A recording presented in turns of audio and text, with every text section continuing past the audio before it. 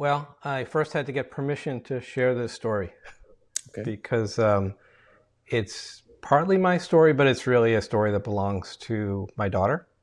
Um, and so, 20, oh gosh, how old is she? She's going to be 25 in a couple of weeks. So 20, almost 25 years ago, we met, my daughter and I. You were there at that time. You were at OHSU at that time, Dornbecker, the kids' hospital, and I met her first in the emergency room, um, and she came in, and she was about a month of age, and she was pretty hurt when she came in. Um, and she had multiple fractures, femur fracture, rib fractures, skull fracture, and kind of she was underweight, a little dehydrated, etc. And that was not unusual, right? I mean, like you and I have dealt with over the years, many, many, many kids who have gotten hurt in the care of others. Um, and truthfully, and I don't know how you feel about this, David, but for me, at some point in my career, early, I kind of gave up the judging part of that.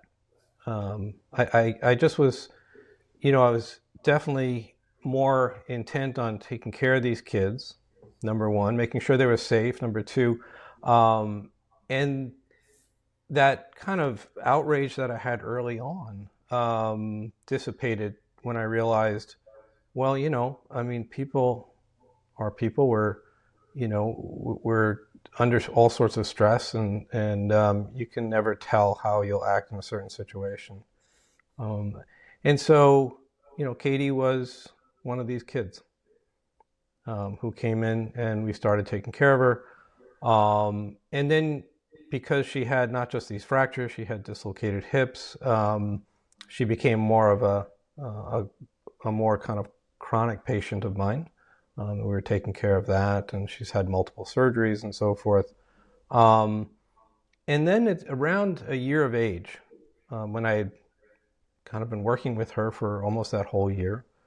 Um, One time when I walked out into the waiting room to to speak to her foster mom and to her care worker, her caseworker for the DHS, the Department of Health and Services, and let them know how the surgery went. And then I asked, so when is she going back home?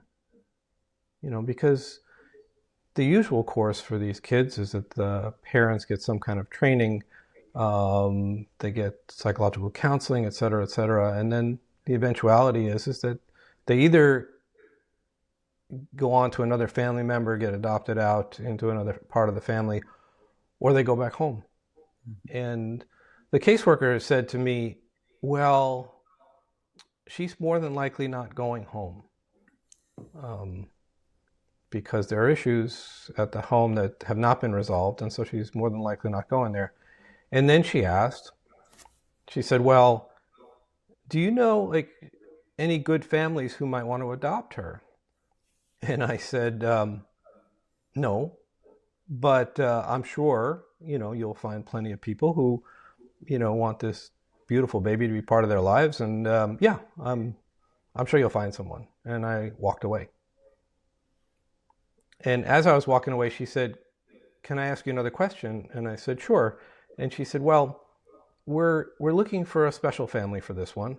And she's, going to need a lot of care. And do you know anyone like that? And I said, no, but, if I think of something, I'll let you know. And then I walked away again for the second time. Went to the locker room to change out of my scrubs, had to get to clinic. Busy day. And I'm in the locker room changing, and gosh, it hit me like a ton of bricks. And I can't tell you why, because again, I've taken care of so many of these kids, I never ever thought about bringing them to our house and bringing them into our home and our family and our lives. But there was something special about this kid. Mm. And so there's that wall phone in the locker room, right? Mm. With the cord and the coiled cord and everything. And I pick up the phone. It's in the middle of the day. And I called my wife, who, wasn't available. And so got the answering machine, which back then we had. And I left this rambling message. And I think I started off with something like, okay, I don't want you to think I'm crazy or that I'm joking around. I'm being serious. And then I gave this whole story about this kid that I had been taking care of, et cetera, so forth. And I hung up the phone and went on to clinic. And somewhere in the middle of clinic, I get a call. And I pop into my office to grab it real quick. It's my wife. And she goes, "Are you out of your mind?" I was like, "Well, I knew you were going to say that." And she goes, "What are you talking about?" And I kind of went through the whole thing again, the same story. And she goes, I don't. And I said, "Well, she's going to be in the hospital for a couple of days because we just operated on her. And so she'll be here for a couple of days." It's like, I don't know if you maybe wanted to come in and visit with me, when I go do rounds or something, and you could kind of like, go meet her. And she said, "Like you meet a puppy at the pound?" And I'm like, "No," but I can see why you're saying that.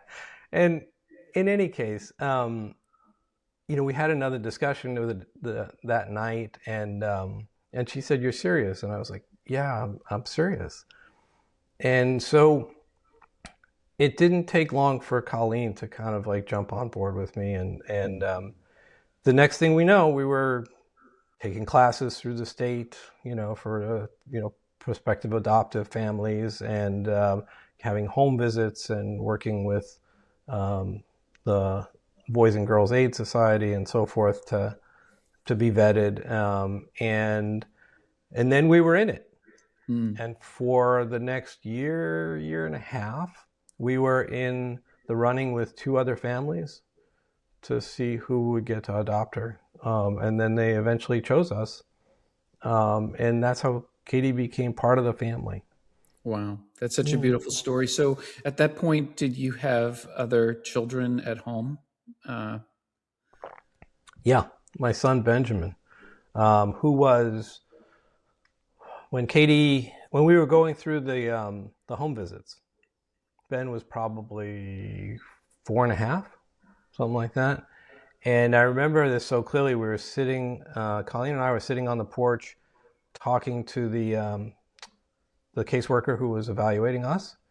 And then he just sort of toodles into the conversation, and without any prompting, and I have no idea to this day what he was thinking. But he comes outside and he says to us, "Hey, Mom, Dad, I found this quarter. I think I'll give it to charity." And walks away. And, and we both looked at the caseworker and said, "We didn't set that up." That was, we weren't really kind of like pleading our case here with him. But in any case, yeah. So Benjamin was about 5 when she finally came mm, to live with us. And we became her foster family first. wow. Yeah.